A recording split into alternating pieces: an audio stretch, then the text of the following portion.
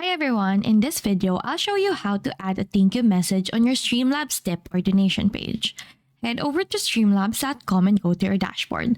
On the left sidebar, look for tipping under the Earn and Grow section. Click on Tipping. You will arrive on your My Tips page on the Tip Methods tab. Click the tab next to it, which is Tip Page Design.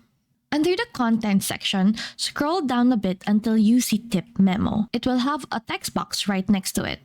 Enter a short thank you message and click Save Changes once you're done.